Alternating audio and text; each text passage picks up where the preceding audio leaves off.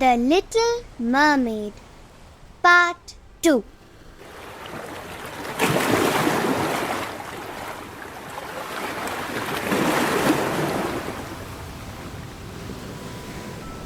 In the Sea Kingdom, time went by as usual, days slipping into months, but not for Oceana.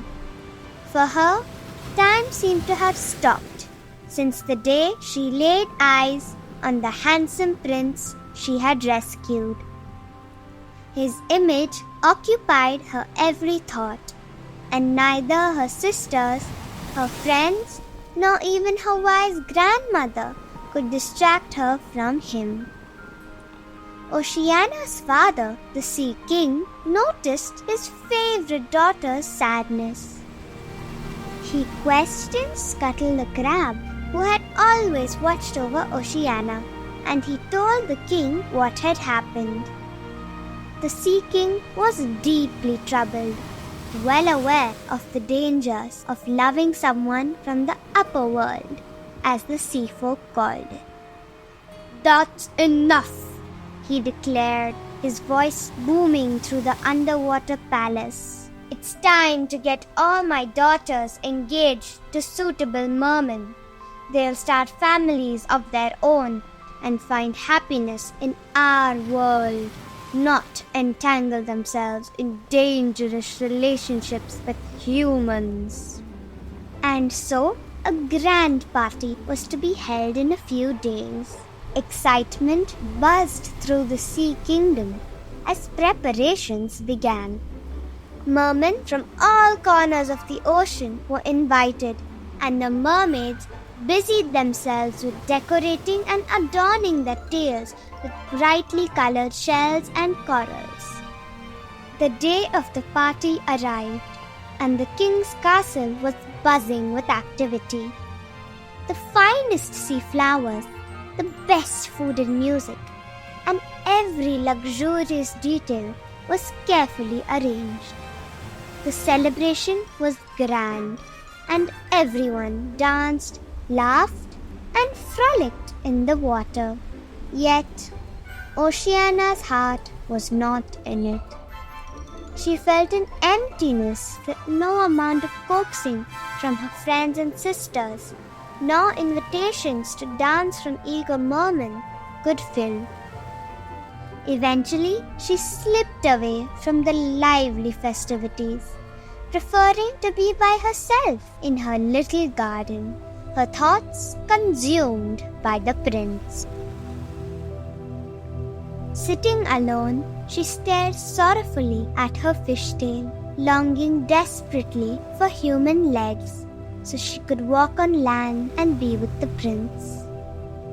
"That's it," she finally decided, her heart pounding.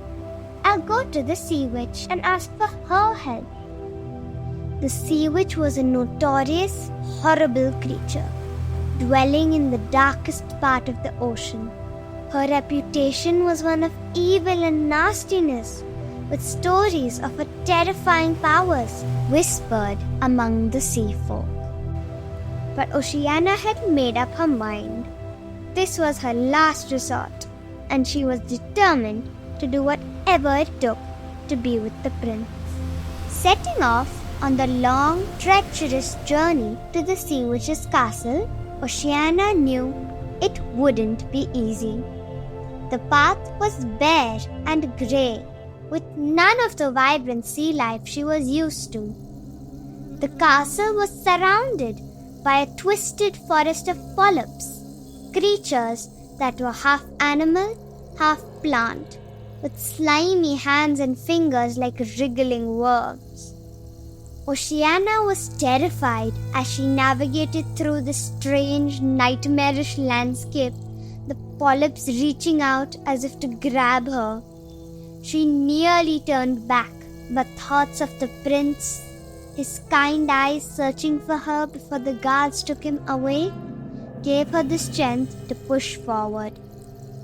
Summoning her courage, she tied her long hair tightly around her head and crossed her arms over her chest, and swam quickly through the water, avoiding the grasping polyps.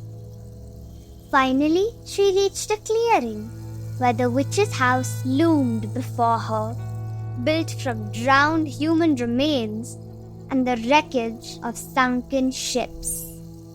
"I know why you're here," the witch sneered, her teeth sharp as fangs. "And you're just in time, because after the sun rises tomorrow, you would have had to wait a whole 2 weeks before I could help you." Oceana's heart pounded as she listened. "You want to get rid of your fishtail and live on land, don't you, you foolish creature?" the witch cackled. Her gut-wrenching laughter echoed threateningly through the water. "I can make that happen. I'll brew a magic potion for you, and you'll need to drink it on land before sunrise. Your tail will turn into 2 beautiful legs, and you will be able to walk and live like the humans. But everything comes at a price. Did you think you'd get this for nothing?" Oceana's eyes widened with fear. "I'll take the most precious thing you have, your voice. That shall be mine. I'll have the most enchanting voice in the Sea Kingdom, and you can have your legs to live with your prince on land. But remember, there's a catch. You only have 3 days to win the prince's love. If he doesn't fall in love with you and marry you within those 3 days, you'll dissolve into the sea, gone forever, unable to return to your life even as a mermaid." Oceana was horrified by the witch's words. But, how can I live without my voice?" she pleaded. "How can I talk to the prince? How can I talk to anyone?" "Through your enchanting eyes," the witch replied coldly. "Through your graceful movements, your captivating beauty. No one will match you in these. But your voice, that must be mine. Now decide, deal or no deal?" Oceana was silent, heartbroken by the choice before her. Yet she knew what her heart desired most of all, and she had come too far to turn back. "Deal," she whispered, tears brimming in her eyes. "Speak up," the witch demanded, her voice harsh and mocking. "Use that beautiful voice one last time." "I'll take it," Oceana said, louder this time, though her heart was heavy with sorrow.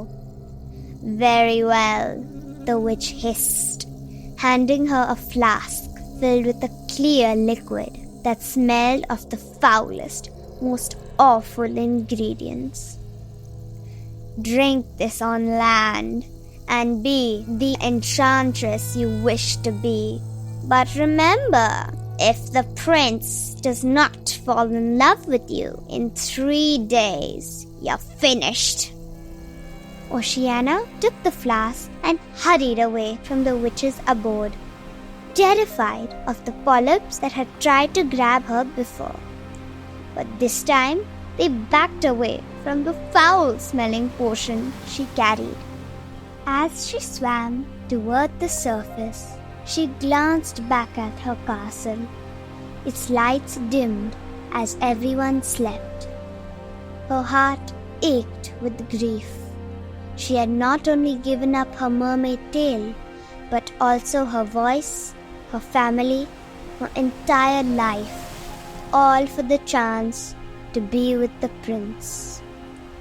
She swam to her garden one last time, plucked a flower from each of her sister's plots, blew 1,000 kisses towards the palace, and then rose through the dark blue sea.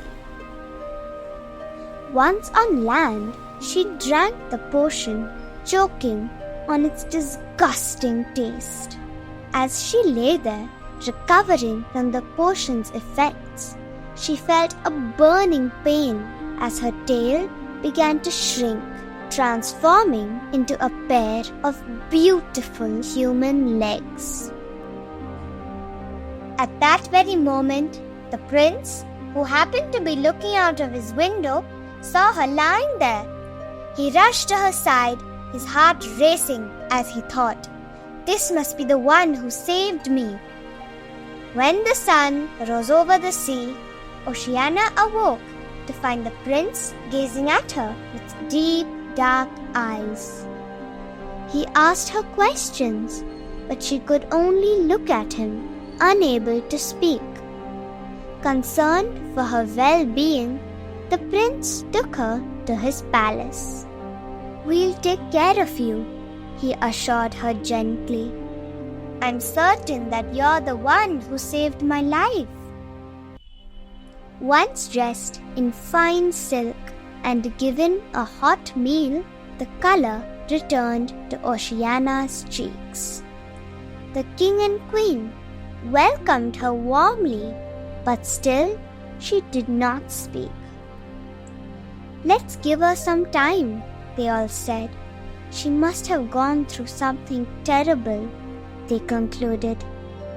Despite her silence, Oceana's eyes expressed a lot, and her graceful presence won everyone's hearts.